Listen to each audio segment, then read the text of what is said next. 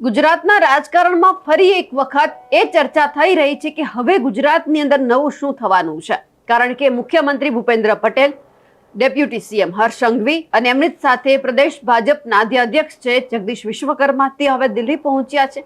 પણ આ ત્રણેયની સાથે વધુ એક ચહેરો છે જે દિલ્હીમાં આપણને જોવા મળ્યો છે, અને છે આરએસએસના એક નેતા। હવે આ ચાર વ્યક્તિઓ દિલ્હી કેમ ગયા છે તેમની વિગતે ચર્ચા કરીએ, કારણ કે જો કંઈક નવું થવાનું હોય ગુજરાતની અંદર અને ભાજપ છે સૌથી વધારે આમાં માને છે કે સારા દિવસોની અંદર આ બધું થવાનું હોય, હવે કાલથી કમૂરતા બેસી રહ્યા છે, તો હવે આજના દિવસ દરમિયાન શું નવું થવાનું છે તેમની વિગતે ચર્ચા કરીએ। નમસ્કાર, આપ જોઈ રહ્યા છો નિર્ભય ન્યૂઝ અને હું છું આપની સાથે રિદ્ધિ।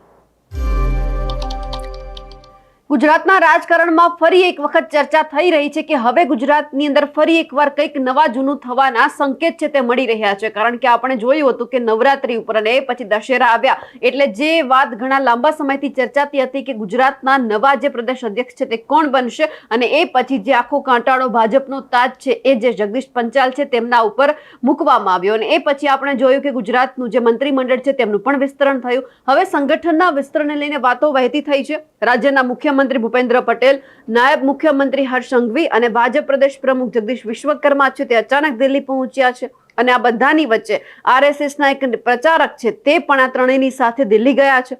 સૂત્રો મુજબ આ ત્રણેય નેતાઓ, જે આ ચાર છે નેતા, એ દિલ્હીમાં ભાજપના શીર્ષ નેતૃત્વ સાથે મહત્વપૂર્ણ મુલાકાત પણ કરવાના છે।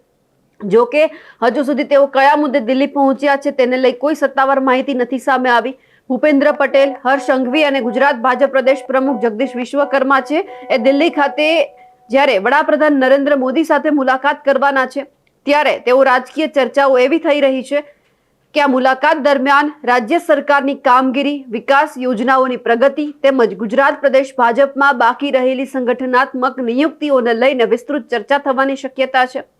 ખાસ કરીને પ્રદેશ ભાજપમાં મંડળ, જિલ્લા અને અન્ય સંગઠનાત્મક માળખાને મજબૂત બનાવવા માટે નિર્ણયો છે તે લેવાઈ શકે છે। ગુજરાતમાં છેલ્લા કેટલાય સમયથી નવા સંગઠનની જાહેરાત કરવાની હજુ બાકી છે, પરંતુ હજુ સુધી સંગઠન જાહેર નથી કરવામાં આવ્યું, ત્યારે આ બેઠકમાં સંગઠનને લઈને પણ મહત્વની ચર્ચા કરવામાં આવે તેવું જણાઈ રહ્યું છે।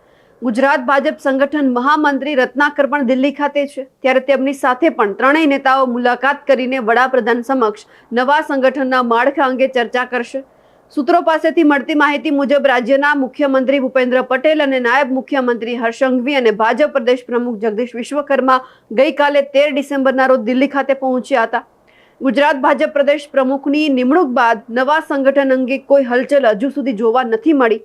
જોકે ત્રણેય નેતા એક સાથે દિલ્હી ખાતે પહોંચ્યા છે, ત્યારે સંગઠનને લઈને હલચલ શરૂ થઈ છે। ત્રણેય નેતાઓ આજે વડાપ્રધાન નરેન્દ્ર મોદી સાથે મુલાકાત કરવાના છે। ગુજરાત સરકારની ચાલતી કામગીરીને લઈને અને નવા સંગઠનના માળખા બાબતે આ બેઠકમાં ચર્ચા પણ થઈ શકે એમ છે। આજનો દિવસ એટલા માટે મહત્વનો માનવામાં આવી રહ્યો છે કારણ કે આજે 14 ડિસેમ્બર, 15 ડિસેમ્બરથી જે કમૂરતા છે તે પણ બેસી જવાના છે। ભાજપ આપણે અવારનવાર એવું જોયું છે કે શુભ દિવસોની અંદર, સારા દિવસોની અંદર તેઓ કંઈક છે સારું કામ કરતા હોય છે। એવું આપણે દશેરાના દિવસે પણ જોયું કે જ્યારે જે પ્રદેશ ભાજપ પ્રમુખ છે તેમની નિયુક્તિ કરવામાં આવી, પણ હવે જો કમૂરતા બેસી જાય તો પછી 1 મહિનો રાહ જોવી પડે, અને જો 1 મહિનો રાહ જોવામાં આવે તો પછી જે રીતે હવે સ્થાનિક સ્વરાજની ચૂંટણી છે તે પણ નજીકમાં આવી શકે એમ છે। ક્યાંક એવું કહેવાય રહ્યું છે કે ફેબ્રુઆરીની અંદર જે સ્થાનિક સ્વરાજની ચૂંટણી છે તે પણ યોજાવાની છે। હવે એમની તારીખ જાહેર થાય એ પહેલા સંગઠન મજબૂત કરવું ખૂબ જરૂરી છે।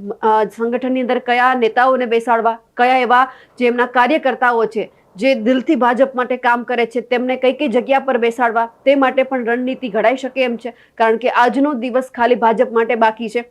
પછી કમૂરતાની અંદર તેઓ લગભગ કદાચ આ બધું ના કરી શકે, કારણ કે ભાજપની એક સ્ટ્રેટેજી છે કે કઈ રીતે તેઓ પોતાની અલગ અલગ રણનીતિ બનાવતા હોય છે। એટલે સ્થાનિક સ્વરાજની ચૂંટણી નજીકમાં છે, આજનો દિવસ ખૂબ મહત્વનો છે, અને એ પછી એ પણ જોવાનું છે કે હવે જો સંગઠનની અંદર આખું માળખું બદલાય છે, સંગઠનનું વિસ્તરણ થાય છે, તો પછી કયા એવા ચહેરા છે કે જેમને સ્થાન આપવામાં આવી શકે છે, કયા એવા નેતા છે કે જેમના ઉપર સૌથી વધારે પસંદગીનો કળશ છે તે ઢોળાઈ શકે એમ છે।